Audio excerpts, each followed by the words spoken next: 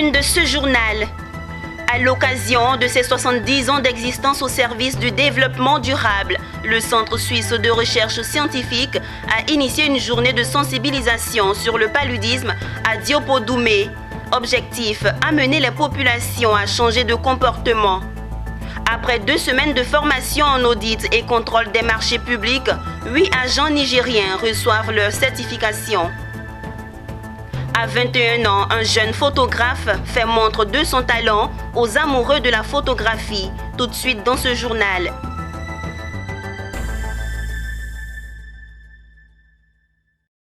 Bienvenue Madame, Monsieur, vous suivez l'actualité sur Business 24 Africa.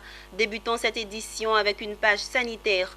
En Côte d'Ivoire, plus de 5 personnes meurent par jour du paludisme. Il s'agit principalement des enfants, des femmes enceintes qui constituent les populations les plus vulnérables au paludisme.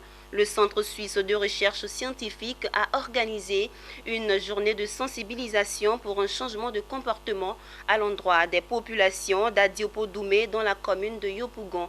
C'était à l'occasion de ses 70 ans d'existence en Côte d'Ivoire. Raïssa Yao, Marius Sissiri et Mondésir Nascimento nous font le point. La communication pour le changement social et de comportement est une politique de soutien à toute stratégie de lutte contre une maladie. Tactique appliquée par le Centre suisse de recherche scientifique à l'endroit de la communauté d'Adiopo-Doumé ce vendredi dans le cadre de la lutte contre le paludisme en Côte d'Ivoire. Une maladie dont l'éradication reste difficile pour les autorités ivoiriennes à cause du comportement inadéquat des populations. Vous voyez les moustiquaires d'imprimés de sécurité qu'on distribue chaque année. Ces populations-là, souvent, les utilisent à d'autres fins, pour soit comme éponge de toilette, ou bien pour filtrer les eaux, les boissons locales, les bandits par exemple, ou bien utilisent ces microbes et ces moustiquaires pour faire des filets de pêche. La répétition étant pédagogique, il est important de rappeler aux populations leur part de responsabilité dans cette lutte contre le paludisme. L'homme est le centre, le pilier central de la lutte contre le paludisme. Dans la communauté, vous n'utilisez pas les moustiquaires, vous n'assainissez pas votre cadre de vie. Vous voyez que nous vivons avec le moustique en permanence. Si vous vivez en permanence avec le moustique, ça veut dire que la transmission de cette maladie est toujours élevée, quels que soient les moyens que nous mettons en œuvre. Message bien reçu par la communauté d'Adiopo-Doumé qui, par la voix de sa chefferie, compte tout mettre en œuvre pour bouter hors de leur village le paludisme. Nous allons sensibiliser chaque âme, chaque population, chaque femme, chaque enfant. D'abord, nous allons faire en sorte qu'il n'y ait plus d'ustensiles vacantes ou bien libres dans ce village pour pouvoir abreuver ou bien contenir encore les moustiques. Le nombre de décès liés au paludisme est passé de 3332 en 2017 par an à 1641 en 2020, environ une baisse de 50%. Cependant, le paludisme reste la première cause de consultation en Côte d'Ivoire. On l'annonçait en titre. 8 agents de l'Agence de régulation des marchés publics du Niger ont été formés en gestion des marchés publics par la Société de formation et de conseil Internal Consulting. Après 2 semaines de formation en audit et contrôle des marchés publics, c'est la consécration pour les agents de l'ARMP. La remise de certificats s'est déroulée à Abidjan lors d'une cérémonie. Issa Badini et Tima Traoré nous font le point. Formez-vous. Armez-vous de science jusqu'aux dents. Cette maxime de Cheikh Anta Diop a pris tout son sens avec 8 agents de l'Agence de régulation des marchés publics du Niger. Déjà fonctionnaires, ils ont choisi de renforcer leurs capacités en management, audit et contrôle des marchés publics. Après 2 semaines de formation calquée sur le modèle ivoirien, ils repartent d'Abidjan les bras chargés.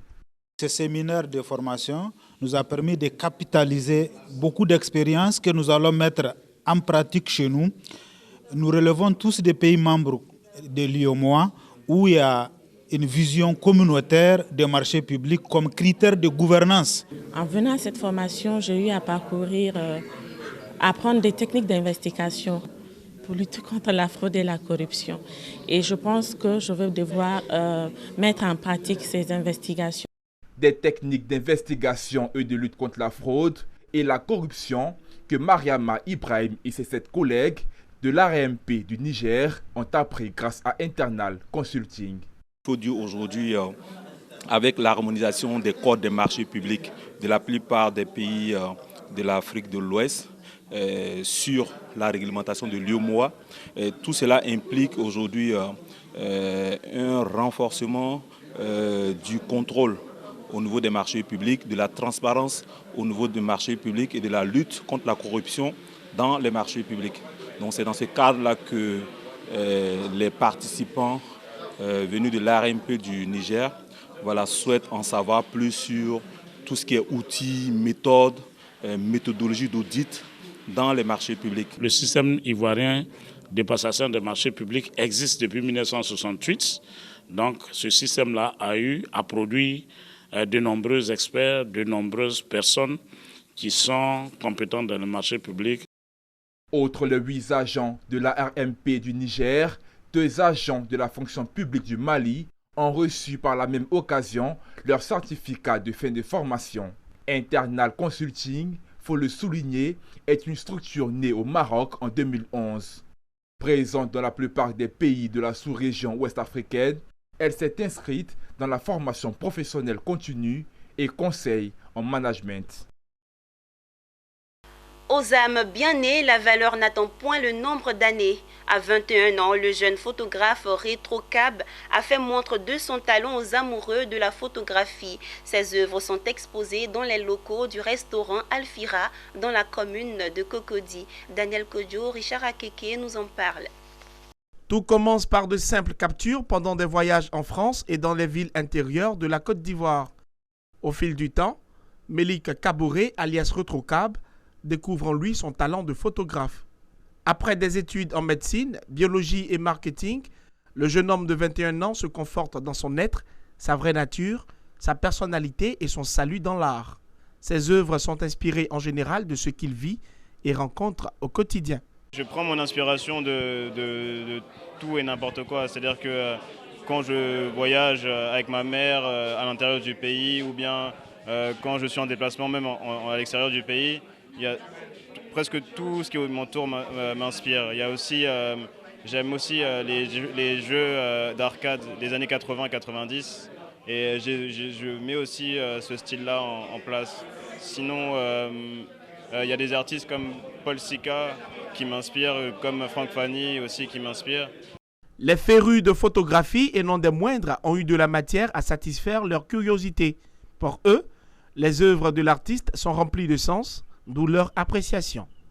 En faisant le tour de cette galerie, j'ai compris que nous avons un artiste de talent. Il a fait parler son regard, mais ce regard est à la fois interrogateur pour nous-mêmes et il nous projette aussi dans l'avenir. Dans le silence des images, nous avons la force de la parole. Moi, ce que je retiens, c'est que c'est un jeune qui a beaucoup d'humilité, qui va aller très loin. Et malgré ses études de pharmacie, il veut aller dans le domaine de l'art. Et pour moi, c'est intéressant. Si, à l'âge de 21 ans, Rétro Cab ose confirmer ce talent, c'est en partie grâce au soutien de ses parents, tous issus de familles d'artistes. C'est une fierté et surtout, je suis fière d'avoir sensibilisé mes enfants à l'art parce que je suis férue d'art et de design, je suis pharmacienne. Mais l'art, c'est le travail de l'imagination. Ça vous fait rêver, ça révèle un autre soi. C'est comme une thérapie, comme un livre, lire un bon livre, voir une belle toile, aller à une pièce de théâtre. Je trouve qu'on devrait sensibiliser plus nos enfants à l'art.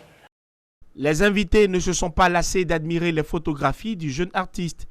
Les tableaux de Rétro Cab sont exposés du 1er au 31 juillet à l'Ebaskia Art Gallery, surface d'exposition de la Villa Alfira, située dans la commune de Cocody, aux Deux Plateaux. 15 pisciculteurs présélectionnés pour une formation en pisciculture en cage flottante à Podor dans les régions de Saint-Louis au Sénégal. Cette formation s'inscrit dans le cadre d'une action de coopération entre le Conseil régional des Grands Ponts et la coopération allemande GIZ en vue d'améliorer le développement de la chaîne de valeur de la pêche dans la région. Walter Kofi et Ismaël Doza.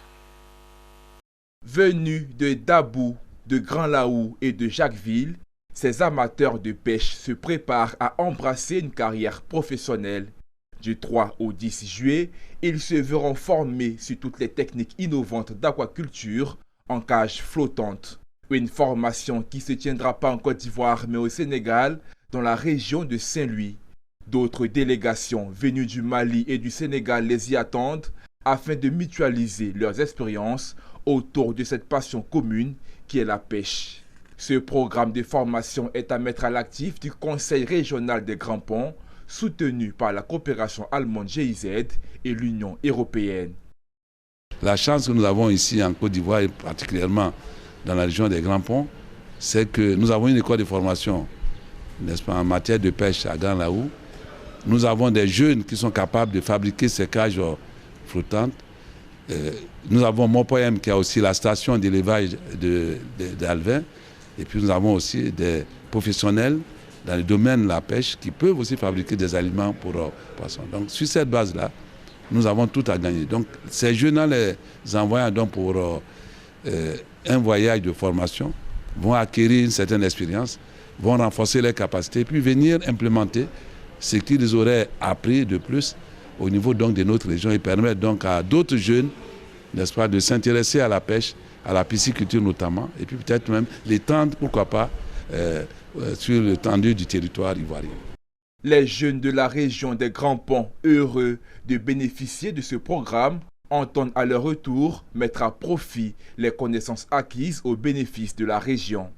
Face à cette formation de cages flottantes au niveau des lagunes, sur les retenues d'eau, sur les lacs et aussi sur les fleuves, ça c'est une expérience qui va nous permettre de nous prendre en charge.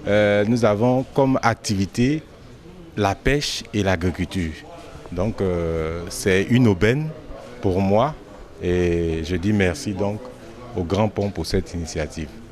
Notons que la région des Grands Ponts recèle de nombreuses potentialités dans le secteur de l'agriculture et de la pêche grâce à l'abondance de ses bas-fonds et de ses cours d'eau tels que le Bandama. Un écosystème qui encourage au maraîchage et au développement de la riziculture et de la pisciculture. C'est bientôt la rentrée des classes. Le beau monde du livre s'active pour faire le bilan des actions annuelles. C'est le cas avec l'ALDLCI, entendez, Association des libraires et détaillants du livre de Côte d'Ivoire, qui a initié sa deuxième assemblée générale annuelle. Son objectif, défendre les intérêts des libraires et détaillants et promouvoir le livre en Côte d'Ivoire. Pierre Tebeu et Tima Traoré. C'est pour défendre leurs intérêts qu'ils ont initié cette assemblée générale annuelle, la deuxième du genre. Eux, ce sont les membres de l'association des libraires et détaillants de livres de Côte d'Ivoire. Lors de cette rencontre, ils sont montés au créneau pour dénoncer une concurrence déloyale menée par certains acteurs du système éducatif après avoir fait le bilan de leurs activités. Il s'agit entre autres de la contrefaçon, les polycopies, photocopies et les ventes illicites des livres dans les établissements scolaires. Aujourd'hui, la librairie est délaissée au détriment de la vente directe, de la vente illicite directe des livres à l'école. Les enseignants, les écoles ne sont pas des lieux de vente de livres. Vous voyez, c'est de l'anarchie. Nous sommes commerçants, nous sommes des contribuables de l'État de Côte d'Ivoire. Il y a la loi sur le commerce, les droits du commerçant. Ce que les libraires et détaillants de Côte d'Ivoire espèrent, en plus de leurs propres intérêts, c'est interpeller les autorités et tirer la sonnette d'alarme sur ce fléau, obstacle face aux efforts des gouvernants et partenaires de l'école à offrir une école de qualité aux apprenants. L'État de Côte d'Ivoire a fait une loi qu'on appelle la loi sur la chaîne du livre. Nous sommes venus dire à nos autorités qu'il faudrait que cette loi-là soit respectée. Vous savez, on dit qu'une action, il ne suffit pas de dire simplement une action pour qu'elle se réalise. Il faudrait qu'on agisse.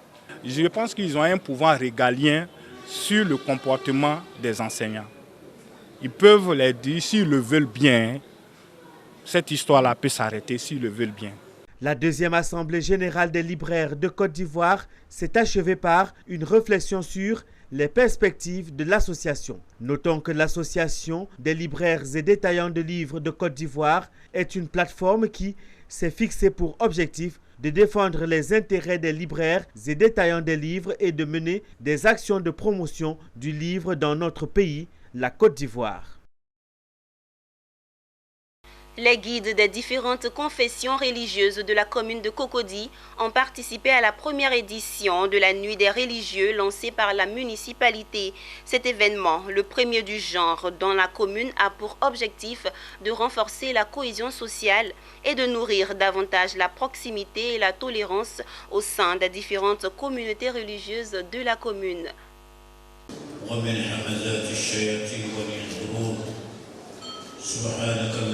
Dans la soirée du vendredi 25 juin, une pluie de bénédictions s'est abattue sur la municipalité de Cocody.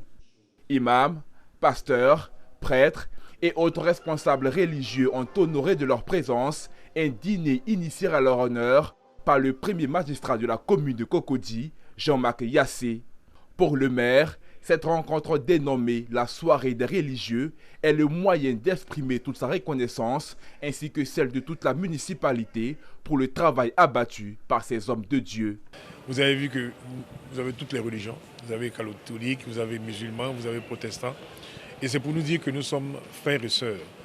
Et que, comme a dit le pape tout à l'heure, nous sommes tous frères, donc nous devons convoiter, nous devons cultiver l'amour, nous devons cultiver la paix, nous devons cultiver la réconciliation. Donc on appelle tout un chacun. Et cette première édition pour nous, c'est pouvoir regrouper et par eux transmettre ce message à tous les fidèles. Catholiques, protestants, évangéliques, musulmans, tous ont salué cette initiative en laquelle ils voient le moyen pour les religions, dans toute leur diversité, de donner l'exemple d'une union fraternelle. C'est une très bonne initiative parce que généralement, on ne s'adresse aux hommes de Dieu que lorsqu'on a des problèmes. Quand tout va bien, on ne pense pas à nous. Et je salue cette initiative du maire qui a pensé aux hommes de Dieu en les honorant de cette soirée. Je pense que tout... C'est vrai que les religieux conduisent leur troupeau, mais si le maire demande leur assistance, je pense que ça ne peut que lui faciliter la tâche. C'est pour cela que nous saluons cette initiative et nous prions le Seigneur que cela se renouvelle chaque année. La religion ne doit pas nous diviser, au contraire, la religion doit être des lieux où des hommes abattent les murs de méfiance pour que la confiance naisse. Rappelons que la célébration de la soirée des religieux est à mettre à l'actif du maire de la commune de Cocody, Jean-Marc Yassé. Une initiative qui peut se montrer bénéfique pour la Côte d'Ivoire, qui après avoir traversé une crise post-électorale, a besoin de renforcer la paix, mais surtout de l'aide du Très-Haut. C'était un reportage signé Walter Kofi et Richard Akeke. Rendons-nous à présent à San Pedro. La société coopérative avec conseil d'administration du collectif des producteurs Sofosi Loiri a organisé le week-end dernier sa 11e assemblée générale ordinaire. Occasion de rendre compte à ses membres de la gestion sociale et environnementale par ses membres. Bonne nouvelle, malgré la maladie à coronavirus, la coopérative de cacao café a réalisé un excellent de 63 millions de francs CFA. Abel Kwao dans un récit de Nadia Eounoud. Les membres de la société coopérative avec conseil d'administration du collectif des producteurs Sofosi Louri étaient un peu inquiets à l'ouverture de leur 11e assemblée générale et ce à cause des conséquences de la maladie à coronavirus. Mais malgré la Covid-19, Koulibaly Sié, directeur de la coopérative, a présenté un rapport de gestion positif.